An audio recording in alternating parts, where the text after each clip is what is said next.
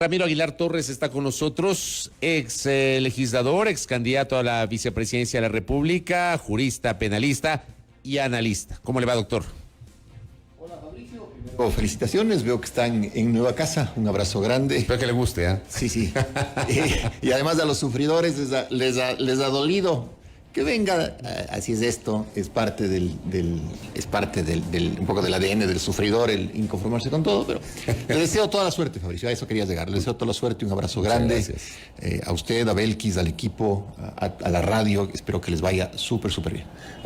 Toca bañarse en aceite, ¿no? Como se dice popularmente, pero bueno, así mismo es este negocio. Oiga, doctor, hagamos una panorámica general de lo que está pasando en la República a nivel político. A nivel carcelario, usted que es penalista, me encantaría un criterio suyo sobre lo que está pasando con las cárceles, a nivel social, a nivel económico. A ver, empecemos por la violencia, que creo que es la que se está pasando de lado en función de que, claro, tenemos un proyecto económico urgente presentado por el gobierno que es una bestialidad, entonces nos desenfoca algo que también es absolutamente grave, como es el tema de las cárceles. Hasta las cifras de ayer eran 35 muertos, 8 de ellos decapitados. Es posible que la cifra de muertos se eleve porque habían cerca de 50 heridos graves. Y quiero hacer hincapié un poco en las horas en las que se dan los hechos y la información que transmite respecto de esa hora el Servicio Nacional Penitenciario. Aparentemente la revuelta en la penitenciaría del Litoral empieza a las 9:30 de la mañana. A las 10:40 de la mañana se reúne el comité de crisis en la planta central, es decir, se reúnen a ver los monitores de la cárcel, a ver la masacre. A las 10:40 los grupos tácticos de la policía entran y el control se retoma a las 14 horas, a las 2 de la tarde. Esto quiere decir que desde las 9:30, 9:30, 10:30, 10:30, 11:30, 12:30, 1:30, cerca de 4 horas y media, la cárcel fue territorio liberado, estuvo a merced de las bandas. ¿Y por qué ocurre esto? Porque se está librando en el país una guerra entre bandas criminales, entre intereses del narcotráfico internacional, se están librando guerras por el territorio. Entonces, cuidado con pensar, a esto quiero llegar, cuidado con pensar que el enfrentamiento es exclusivamente de cárcel. El enfrentamiento, Fabricio, es callejero. Y estamos a nada de que el enfrentamiento callejero entre bandas sea un enfrentamiento con fusiles de asalto, con explosivos. Y claro, cuando eso se produzca, las víctimas no serán necesariamente parte de las bandas, sino que puede ser la población civil y la ciudadanía, que es la más afectada. Hay que entender que el tema de las cárceles no es un tema, como dice la derecha más cruda, que se están matando entre ellos, sino que es un tema muy serio que afecta a la seguridad ciudadana en el país. Ahora, yo en la primera parte de este espacio hice un recorrido desde 2019. 2019, mayo, declaratoria del estado de excepción. 2020, agosto, declaratoria del estado de excepción. Febrero del 2021, una masacre con 79 privados de libertad asesinados, varios de ellos decapitados o desmembrados. Julio del 2021, tuvimos otra masacre justamente en el sistema penitenciario y ahora tenemos otra. Dicen 35, dicen 31, creo que son 35 la cifra. La última era 35. Yo pregunto, el estado de excepción no ha servido para nada, porque está claro que no se ha podido solucionar el problema. ¿Cuál es la solución ante esto? A ver, pero vamos un poco fijando las responsabilidades. La responsabilidad de custodiar la vida de las personas privadas de libertad es del Estado. Entonces, la primera responsabilidad que tiene el Estado es proteger la vida de las personas que están presas. Y eso lo ha dicho la Comisión Interamericana de Derechos Humanos y la Corte Interamericana de Derechos Humanos largo. Segundo, tenemos un tema de sobrepoblación carcelaria, es decir, creo que hay más de 40,000 personas privadas de libertad en el país. Y tenemos además un hacinamiento en las cárceles que eran relativamente nuevas, pero que fueron rapidísimamente hacinadas por el encarcelamiento masivo. Y tenemos también el hecho de que la gente se conforma con que el ciudadano o la ciudadana vaya a la cárcel, se ha encarcelado, y se olvida del encarcelado. Entonces, nunca se solucionaron del todo los problemas de medicinas, de agua potable, de condiciones mínimas de vida en las cárceles. Y eso hace que se genere un escenario violento. Un escenario violento donde además, Fabricio, otra cosa que no se dice, es que en el Ecuador ya no hay pabellones de máxima, media y mínima seguridad. Eso hay en la forma. En la realidad, como son bandas enfrentadas, la banda A ocupa el pabellón de máxima seguridad, la banda B ocupa el pabellón de mediana seguridad, la banda C ocupa otro pabellón de mediana seguridad. Y todos son de alta peligrosidad. Y los pabellones se transforman casi en fortines de cada banda. Y por eso es que hay explosiones, se rompen las puertas, se enfrentan entre pabellones, etc. Yo creo que urge en el país, el tratar el tema carcelario en función de reconocer que el narcotráfico es un problema que ha penetrado a la policía, que ha penetrado a la organización estatal, que ha penetrado a la política, que estamos acercándonos a pasos rapidísimos a mexicanizarnos en términos de convertirnos en un narcoestado. Hay que decir las cosas como son. Si no reconocemos eso y cerramos los ojos y pensamos que este es un enfrentamiento entre bandas delictivas... Y que sigue siendo esto una isla de paz. Una isla de paz. Y desconocemos, por ejemplo, el hecho de que muchos de los actos del sicariato, el sicariato en las calles es terrible. Algunos de ellos tendrán relación con el narcotráfico, otros no, pero hay una industria del sicariato ya en el país. O sea, a mí no se me ocurriría, por ejemplo, cómo busco un sicario, dónde lo busco, en internet, le busco en una guía telefónica, le busco en teletrabajo, en Facebook. Exacto, ¿dónde le busco? No obstante, hay ejecuciones por medio de sicarios en el país todo el tiempo. Y no se esclarece la muerte de El Cholo Mendoza, por ejemplo, en Quevedo. No se sabe quiénes fueron los autores intelectuales de la muerte de Efraín Ruales, correcto. Lo de Harrison Salcedo. El asesinato de alias Rasquiña en diciembre en el patio de comidas del Mole en Manta. Exacto.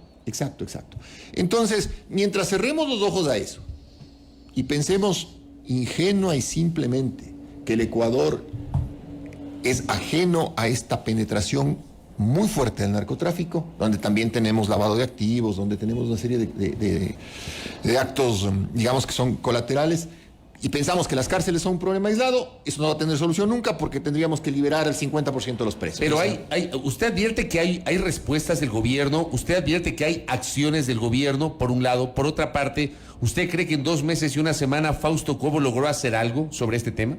A ver, pero es que Cobo es intrascendente, pues, o sea, un funcionario que pasa por un despacho 66 días es intrascendente, sea Cobo, sea García, sea Pérez, pero es un tiempo como para más o menos tener por lo menos una hoja de ruta, ¿o no? No. Ni para eso. Imposible, imposible. O sea, Cobo es intrascendente. Hablar de Cobo es hablar de intrascendencias. El tema es que el Servicio Nacional Penitenciario, como institución, que es el que debería tener información, trabajo de inteligencia, tendría que tener una visión de cómo están distribuidas las bandas, tendría que ir planificando ya la construcción de un centro penitenciario de alta seguridad para tener ahí a los cabecillas más peligrosos. Porque una cosa que yo pensaba ayer, y comparto esto con nuestros oyentes, Fabricio, a ver, supongamos que en el Ecuador estuvieran presos terroristas de verdad y peligrosos, de lo que fueron las Brigadas Rojas, Sendero Luminoso, Al Qaeda, el Estado Islámico. Si bandas delictivas relacionadas con el narcotráfico meten explosivos, armas, fusiles, granadas a la cárcel, ¿se imagina usted lo que sería tener terroristas de verdad encarcelados en el Ecuador? Y cuando existen estos grupos terroristas y son encarcelados en países que necesitan tener normas de seguridad extrema, pues diseñan centros penitenciarios exclusivamente para ellos. Entonces, es hora de que el Servicio Nacional Penitenciario se plantee la necesidad de construir un centro penitenciario de alta seguridad. Pero para eso el gobierno nacional tiene que darle recursos. Ahora, si recorta el presupuesto del Servicio Nacional Penitenciario, los guías penitenciarios tienen que persignarse antes de entrar a cuidar a los presos. Y los presos, personas privadas de libertad, tienen hasta las llaves de los pabellones. Pues ellos controlan, pasada las 7 de la noche, eso es tierra exclusivamente controlada, me refiero a la cárcel, tierra exclusivamente controlada por las bandas delictivas. ¿Fue un error haber eliminado en 2017 el Ministerio de Justicia? Sin duda fue haberlo eliminado porque era el que diseñaba las políticas públicas, ¿no? Es decir, el Servicio Nacional Penitenciario es el que tiene las llaves de las cárceles, es el carcelero, pero el que diseñaba las políticas públicas la política criminal del Estado, la política pública criminal del Estado del Ministerio de Justicia. Y eso no existe. Pero también hay que darle recursos y hay que entender que este es un tema técnico. O sea, por eso le decía, ¿cómo es intrascendente? ¿Qué sentido tenía nombrar a un militar en servicio pasivo y a un militar además con muchos años de política y pocos años de capacitación militar en el Servicio Nacional Penitenciario? Y veo que ahora le han pasado al Servicio de Inteligencia y simplemente me queda una duda. Si el problema de seguridad del Ecuador son las cárceles, inteligencia debería tener información de las cárceles. ¿Qué inteligencia o qué información tiene el centro integrado de inteligencia que le sirva al país? ¿Que siguen persiguiendo políticos, siguen persiguiendo periodistas, siguen investigando opositores, o en realidad quieren hacer su trabajo? Y su trabajo debería ser infiltrar las bandas, anticiparse, tener información que permita anticiparse a los motines. Esa es inteligencia. ¿Usted no siente que estos temas que estamos conversando ahora mismo con Ramiro Aguilar no se debaten a profundidad porque estamos en una vorágine vinculada a los avatares de la política, doctor? O porque quizá el Ecuador ha caminado tanto en el territorio prohibido del narcotráfico, en términos de vivir del dinero que genera el narcotráfico, es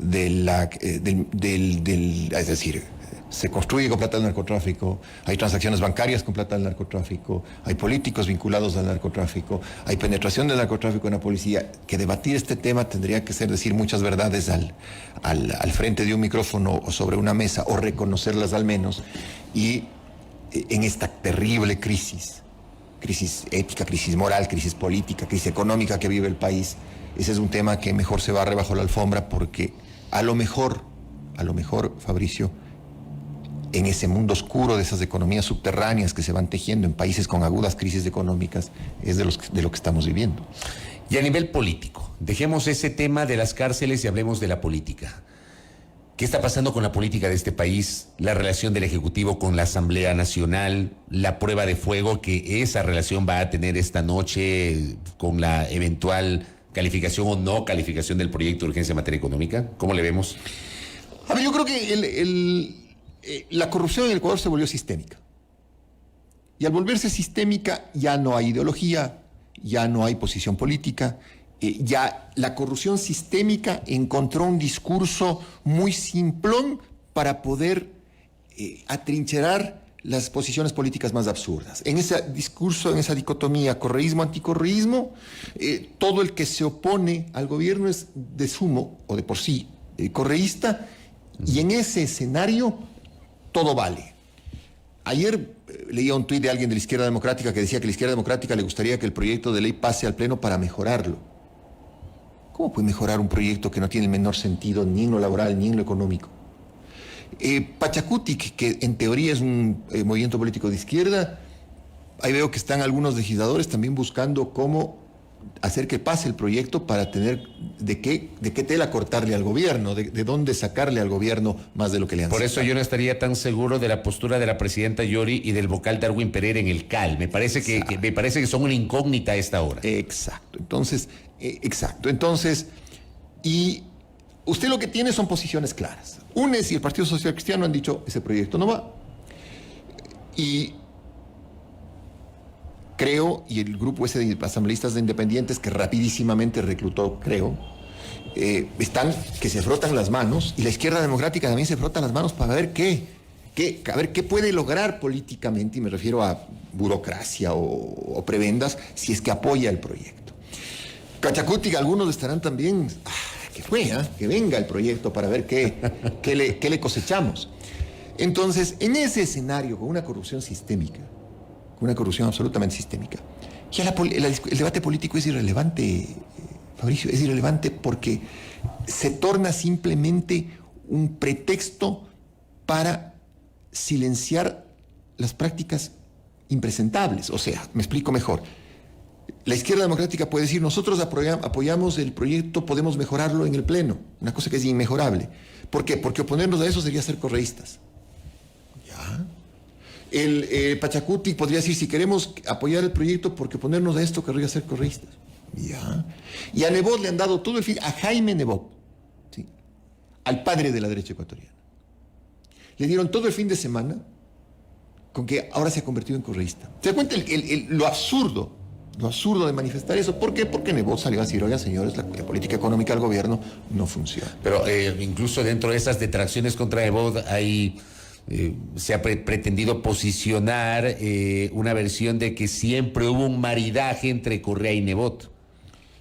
Sí, claro, pero eso no le dijeron a Nebot no, y sobre todo cuando en primera vuelta Lasso estaba peleándose voto a voto el entrar segundo con Yacu Pérez, y fue la gestión de Nebot con sus infaltables actas de inconsistencia en Guayaquil lo que hizo que Lasso entrara a segunda vuelta. Entonces, ahora Nebot se vuelve el que no sirve, el denostado, porque claro, ve una derecha más radical, empoderada, agresiva, violenta, fascistoide, totalmente fascistoide, que a todo lo que sea, todo lo que niegue sus privilegios, automáticamente le transforma en correísta. O sea, volverle a Nebot correísta ya es una afirmación no solamente temeraria, pues es una afirmación tonta. Es una afirmación tonta. Debe ser algo que toman en el agua. Yo insisto que es el agua que toma esta gente, que algo tiene que les transforma, que no les permite hacer una sinapsis correcta. Pero en el fondo donde quiero llegar es, si mantenemos esa dicotomía de correísmo-anticorreísmo, entonces al anticorreísta se le perdona todo. Incluso la corrupción. Incluso la sinvergüencería política.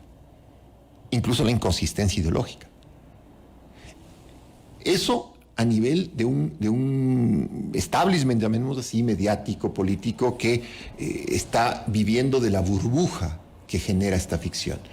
Pero el pueblo llano, el que vive la calle, el que está viendo en su barrio cómo se pelean en el territorio bandas de narcotraficantes, el que está desempleado. Mire, el propio proyecto de ley del gobierno, Fabricio, sostiene que 7 de cada 10 ecuatorianos en edad de trabajar están desempleados. El propio proyecto del gobierno sostiene que entre el marzo del 2020 y la fecha hay más de 600,000 personas que han pasado al desempleo. Y el propio proyecto del gobierno sostiene que la contracción del Producto Interno Bruto en el Ecuador es al menos del 8%. El propio proyecto del gobierno. Y frente a esa realidad, volvemos a, no te puedes oponer al proyecto porque entonces te transformas en correísta. Hay que ser bien simplón, bien tonto, bien pagado, ¿no? Hay una canción española que es La Bien Pagada. O sea, a lo mejor esta gente también es bien pagada. Ahora, le pregunto a usted, con base en esto, la Asamblea hoy está en el ojo del huracán, está en medio de esta discusión política, hoy podría tomar una decisión, pero previo a esta decisión se ha colocado un framing en la opinión pública, en el imaginario de la opinión pública respecto del desprestigio de la función legislativa. Claro está.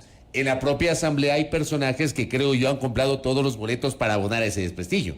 ¿Usted cree que hay un plan concertado para deslegitimar a la función legislativa, doctor? No, porque además la función legislativa, en la medida en la que sea una función legislativa con hambre, le sirve al gobierno. El gobierno no tiene votos. Entonces, un legislador con hambre le sirve porque le puede dar de comer. Arriesgarse a una muerte cruzada o arriesgarse a una consulta popular donde bajo pretexto de establecer la bicameralidad o bajar el número de asambleístas, ir a elecciones, es riesgoso. Será siempre menos problemático el mantenerle al asambleísta con hambre, ¿no? y sostenerle un poco la melaza de acuerdo a los proyectos de ley.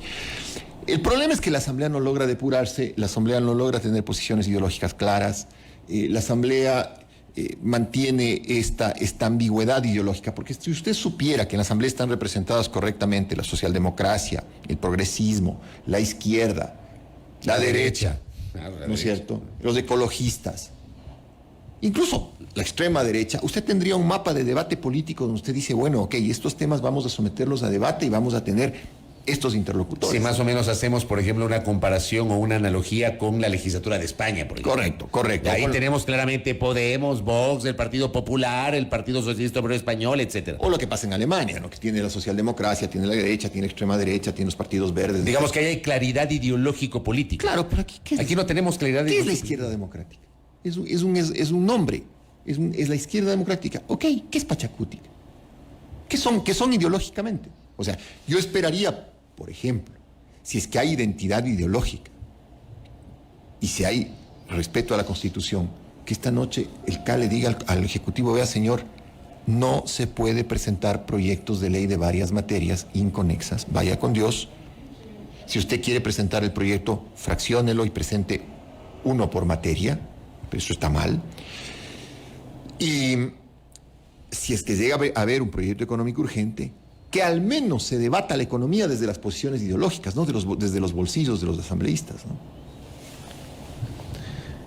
Claro, viene a ser la gran incógnita para esta noche. Oiga, ¿y si califica el CAL, el proyecto de ley, pese a al informe, al contenido del informe de la Unidad de Técnica Legislativa? Tomando en cuenta que el informe no es vinculante. ¿Eh? No, sí, claro. Es una herramienta jurídica, sí, pero la decisión al final es política, ¿no? Pero a ver, el miembro de la Unidad Técnica Legislativa más noble, el que pasó por primer año de Derecho y lee la Constitución y dice la Constitución prohíbe que se manden proyectos de distintas materias, lee el proyecto de Lazo y ahí hay una norma hasta de drogas, dice esto no es de lo mismo. Entonces, no es que son grandes sabios, simplemente aplican la Constitución. Si el CAL califica el proyecto, está haciendo dos cosas.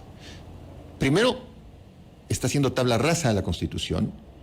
Entonces estamos entrando en un escenario peligroso donde la Asamblea ya no tiene un referente constitucional. Ya está haciendo lo que sea, todo vale en la Asamblea. Todo vale. Y segundo, además de estar haciendo tabla rasa de la Constitución y entrando en un escenario del todo vale, ya es clara la intención de la Asamblea de lucrar del gobierno, a costa de los trabajadores, a costa de los sectores populares, a costa de los ciudadanos. Esa gente llegó a la Asamblea Nacional como un emprendimiento personal para mejorar sus patrimonios, no para proteger a sus votantes. Esa sería la lectura de esta noche, si eso pasa. Claro, bueno, y de ahí se va a abrir un debate muy complejo sobre la situación económica. Le pregunto a usted, ¿el presidente Lasso tardó demasiado tiempo en proponer al país una reforma económica como la que ha planteado? Mire, yo creo que 10 años para ser candidato y dale, que yo quiero ser presidente. Ya perdió don Lasso. Sí, pero yo quiero ser otra vez presidente. El don Lasso ya perdió. Yo quiero ser presidente. A ver, Lasso, siéntate en la presidencia. Haz, compón. Espérate un ratito. Primero veo con quién. No tiene con quién. Después veo qué hacer. Mire, 10 años, porque no hay que medir los 100 días, no, 10 años queriendo ser presidente. Le imponía la responsabilidad de tener un plan de gobierno y de saber qué hacer si llegaba a la presidencia. Y presentar este proyecto de ley, que es absurdo. Ayer me llamaba un corresponsal de una agencia europea de noticias con sede en Bogotá y me decía, señor Aguilar, ¿es cierto esto que estoy leyendo? Y tenía el proyecto en la pantalla. Y le decía, sí, señor, es cierto, eso está presentando el gobierno. Me dice, no lo puedo creer. ¿Puede explicarme, puede confirmarme usted que esto sea cierto? Entonces, en ese escenario, Lasso no solamente que no sabía qué hacer llegado a la presidencia, sino que no tiene la capacidad de conformar equipos. Por eso fue que inmediatamente no envió la reforma tributaria, pese a que había sido una oferta del entonces candidato y luego presidente electo de las primeras horas de su administración enviar una reforma tributaria. Pero además las ofertas de Lasso son como ofertas ¿qué le diré? De un mercado libre medio tramposo, porque dice, voy a quitar el impuesto del 2% a la microempresa. Le cambia el nombre al impuesto, establece un régimen distinto, un régimen para pequeñas y medianas empresas y cambia la tabla. Es decir, el impuesto se mantiene. Dígame qué promesa de Lasso ha sido cumplida. Quita el impuesto a la herencia. No, o sea, los hijos no pagan impuestos, pero en cambio hay una norma en la ley que si usted tiene una casa, Fabricio, si usted tiene su departamento y nuestros oyentes tienen una casita, un departamento, no importa cuánto cueste. Si ustedes la venden, eso se considera como renta, cuando es una desinversión. Esa renta, el año siguiente, genera el impuesto a la renta al 25%. Cuando usted generalmente vende su casa, o para pagar deudas y pagar la universidad a los hijos, o comprarse otra cosa, ¿por qué el Estado tiene que meterle la mano a título de impuesto a la renta? ¿Me explico? Entonces, el tema ya lo explicaron más que bien técnicamente quienes me estuvieron antes en la entrevista desde el punto de vista económico, pero lo que sí le quiero decir es, Lasso no tiene programa, no tiene gente, no tiene política económica, pero además creo que tiene una presión de un grupo de gente que es endogámico. Estos libertarios endogámicos que son felices cuando los faraones se casaban entre hermanos y no se dan cuenta que la endogamia termina en el fin. Y estos faraones económicos, libertarios, que están con Lazo, que son absurdamente dogmáticos, que son tipos que no han pisado el territorio ecuatoriano y no viven la realidad del país, son los asesores de una persona que antes de ser presidente fue banquero y tampoco pisaba la realidad del país. Vivía en la burbuja de ser el dueño de un banco. Doctor, cierro la entrevista preguntándole, ¿tiene futuro la consulta popular? Es un escenario real, más allá de las declaraciones, de los discursos, de la postura del presidente, de la ministra de Gobierno, de algunos sectores. En el fondo, en la práctica, ¿tiene o no tiene futuro una consulta popular? Yo creo que Lazo irá a la consulta popular llevado por este grupo de faraones libertarios que le asesoran, y porque los otros que están junto a él, que son estos medios digitales, los medios corporativos, viven también de las pautas de campaña electoral. Los movimientos políticos viven de la pauta electoral en campaña. Por eso es que a la política, al establishment político ecuatoriano le gusta la campaña, porque es una fuente, es una chauchita, una fuente adicional de ingreso. Y el Ecuador tendrá una consulta popular probablemente en febrero o marzo del próximo año.